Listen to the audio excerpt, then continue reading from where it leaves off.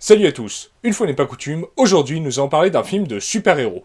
Et oui, nous n'avons jamais parlé de film de super-héros. Dans la dernière vidéo, nous avons parlé d'un film de super-vilain.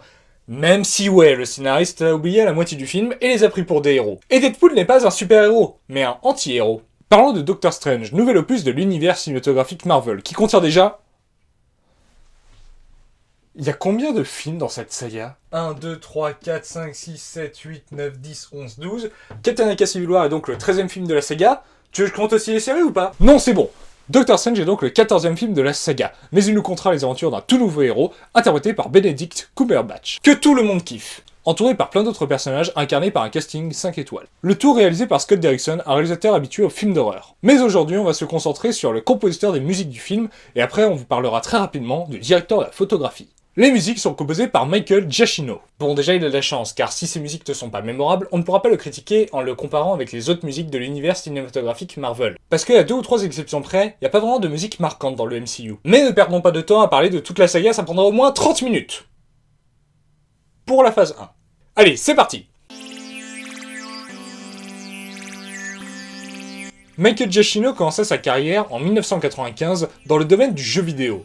Pour la plupart, il s'agissait d'adaptations de films, mais il a également fait quelques films en parallèle. Avant de se concentrer davantage sur le cinéma, il composa la musique de Call of Duty, le premier opus de la franchise qui est sorti sur PC, ainsi que celle de son extension United Offensive, mais également Call of Duty Finest Hour, le premier opus de la franchise sur console de jeu qui est sorti en 2004.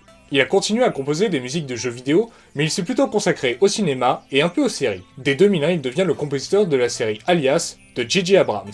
Puis il continua longtemps à collaborer avec Jeffrey Jacob et sa société de production, Bad Robot. Il s'occupa ainsi de la série Lost dès 2004, qui est sans doute une des séries qui a le plus marqué cette époque. En termes de popularité, c'est un petit peu le Game of Thrones ou le Walking Dead du milieu des années 2000. Et plus tard, Michael Giacchino a composé les musiques de 2 autres séries produites par J.J. Abrams. Giacchino a ensuite suivi Abrams sur son premier film en tant que réalisateur, Mission Impossible 3. Et comme tous les compositeurs des musiques de cette saga, Michael Giacchino a pu baser son travail sur le fameux thème composé pour la série originale Mission Impossible des années 60. Mais bon, le problème c'est que ce thème est tellement marquant qu'au final, on se souvient que de ça, donc c'est quasiment impossible de poser sa patte sur les musiques de ce genre de saga. Et ils ont continué à collaborer avec la trilogie Star Trek. Le 3e opus n'est pas réalisé par J.J. Abrams, il n'est que producteur, mais Michael Giacchino est resté à la baguette. Et Super 8. Néanmoins, il n'a pas composé les musiques du dernier film de J.J. Abrams, Star Wars 7. Bah oui, parce que Michael Giacchino c'est un très bon compositeur. Mais si t'as le choix entre un très bon compositeur et John Williams, compositeur historique de la saga et génie de la musique, le choix est vite fait. En plus, vu l'âge avancé de John Williams, tant qu'il est encore capable de composer des musiques magnifiques, il faut en profiter. Mais néanmoins, J.J. Abrams a souhaité que son ami Michael Giacchino soit dans Star Wars 7, il lui a donc confié un rôle de Stormtrooper, le temps d'un caméo. Mais revenons d'une décennie dans le passé. Le premier vrai gros film sur lequel a travaillé Michael Giacchino, c'est Les Indestructibles, sorti en 2004. Film qui m'a initié au film de super-héros étant enfant. Et aujourd'hui, je ne peux m'en passer. Et si on en croit les chiffres du box-office, je ne suis pas le seul. C'est plus addictif que la cocaïne ce genre de film, mais au moins c'est moins dangereux pour la santé. Produit par les studios Pixar et réalisé par Brad Bird. Suite à ça, il a eu plusieurs autres collaborations avec ce réalisateur. Le film Ratatouille, Mission Impossible, Protocole Fantôme, le 4e opus de la saga, celui où Tom Cruise court sur les murs de la tour Burj Khalifa à Dubaï. Et donc la suite directe de Mission Impossible 3 sur lequel Michael Giacchino avait déjà travaillé. Mais ça normalement vous le savez déjà. Ou alors ça veut dire qu'au montage, on a oublié le moment où on devait vous le dire. Et enfin le film Tomorrowland, produit par Disney et avec George Clooney dans le rôle principal. Mais suite à son travail sur Les Indestructibles et Ratatouille, Michael Giacchino a continué à collaborer avec les studios Pixar, notamment sur Lao, Cars 2 et vice versa. Et il a également travaillé sur des films produits par d'autres filiales du groupe Disney, comme John Carter et Zootopie.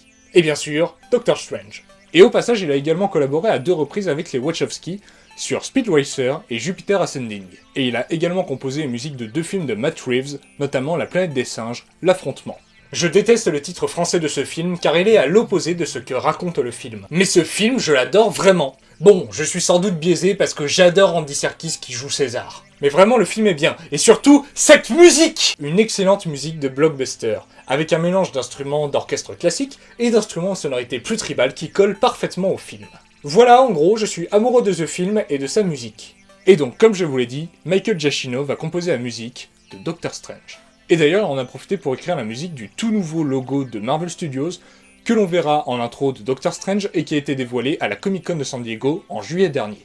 Bon, cette musique elle est bien, mais elle est pas aussi bien que celle du précédent logo composé par Brian Tyler à l'époque de Thor 2. Enfin bon, ça va, c'est juste le logo du studio. Ce qui est important, c'est la musique du film. Mais par contre, visuellement, ce logo, il est cool. Mais Michael Giacchino, il a fait que la musique, donc le visuel, on s'en fout. Voilà, c'est tout ce que j'avais à vous dire sur Michael Giacchino.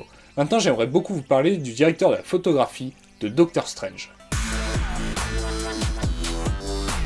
Le directeur de la photographie de Doctor Strange, c'est Ben Davis. Il a travaillé sur une vingtaine de films. On peut notamment citer Hannibal Lecter, Les Origines du Mal, et La Colère des Titans. La suite du Choc des Titans, le remake de Louis Leterrier.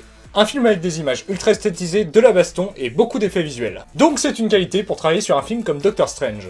Mais surtout on peut citer les films Kick-Ass, Guardians of the Galaxy et Avengers Age of Ultron. Donc il a de l'expérience en matière de blockbuster, de films de super-héros et de films produits par Marvel Studios. En plus, regardez les Gardiens de la Galaxie et Avengers 2, c'est beau! D'ailleurs, les bandes annonces de Doctor Strange ont beaucoup plu. Avec des images super belles, mais bon, ne nous fions pas trop aux bandes annonces, car beaucoup moins de gens auraient été déçus par Suicide Squad s'ils avaient été conscients de la dure réalité qu'il va vous rappeler. Il ne faut jamais oublier qu'une bande annonce est une publicité. Le but n'est pas de vous montrer clairement ce qu'est le produit que l'on veut que vous consommiez. Le but, c'est juste de vous donner l'envie de le consommer.